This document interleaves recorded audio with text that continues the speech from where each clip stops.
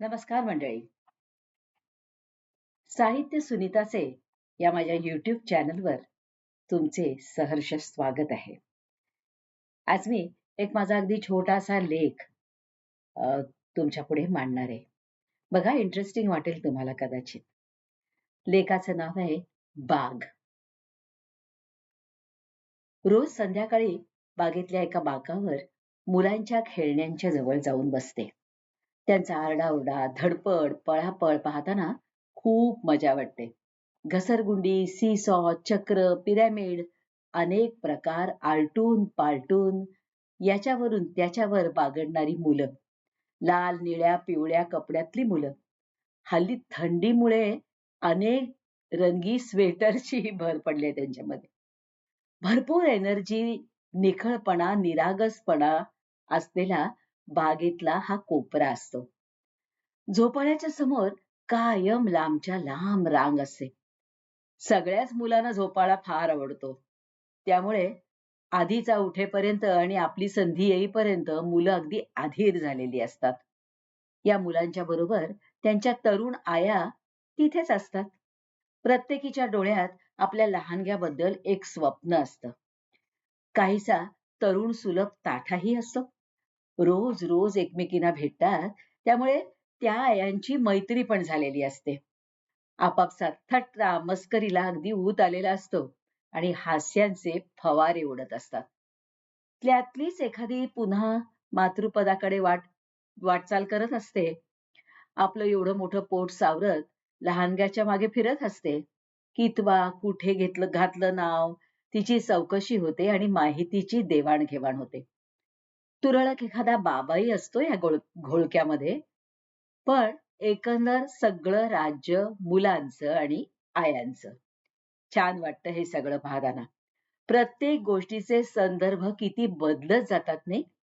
आपली मुलं लहान होती तेव्हा त्यांना बागेत न्यायची अशीच आपली धडपड असायची. मला आठवतंय, झोपाळ्यासाठी आपणही ताटकळलो आहोत कित्येकदा. आणि जेव्हा तो अख्खा 10 मिनिटासाठी आपल्या बछड्याला मिळायचा, तेव्हा कशा खुश व्हायचो आपण. लांब लांब झोके घालायचो, खदखदून हसायचो. एकदाच सार्थक झाल्यासारखं वाटायचं ताटकळत उभं राहिल्याचं.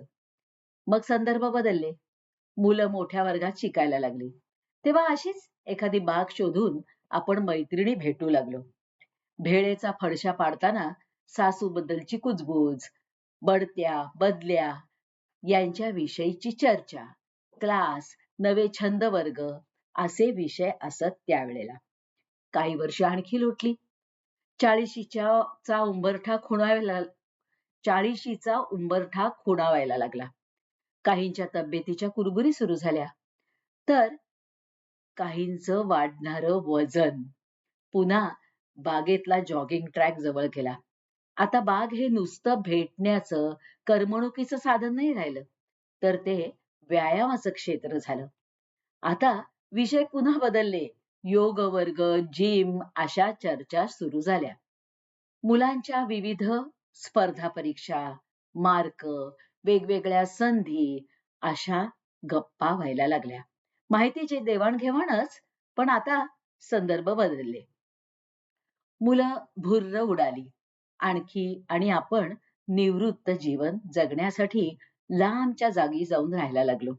जुन्या मैत्रिणी सुटल्या. 10-15 वर्षांनी वय पण वाढलं. व्याधी सांभाळून हास्य वर्ग, फिरण्याचा व्यायाम सगळं सुरू झालं. गुडघे बोलायला लागले. आपल्याच वयाच्या आणखी काही जणी भेटल्या. पुन्हा गप्पा, माहितीची देवाणघेवाण सुरू झाली. आता विषय चर्चेला कोणते होते माहितीये? नी रिप्लेसमेंट, आयुर्वेद, व्याख्यानं, लग्नकार्य, सुना, नातवंड वगैरे वगैरे वगैरे. मी मात्र सगळ्या गप्पा, भेटीगाठी झाल्या की या आनंदानं फुललेल्या बागेच्या कोपऱ्यात येऊन बसते.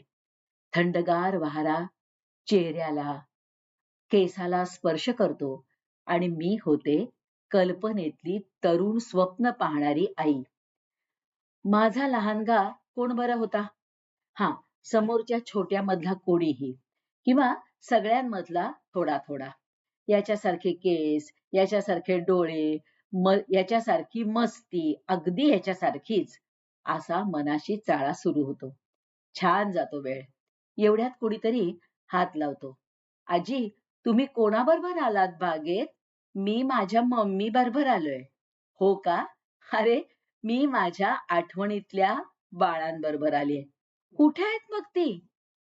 "ऑस्ट्रेलियात." "कुठे?" त्याच्या चेहऱ्यावर अनेक प्रश्नचिन्ह दिसतात. मला हसू आवरत नाही. त्याचा गाल गुच्चा घेत मी म्हणते, "हे घे चॉकलेट."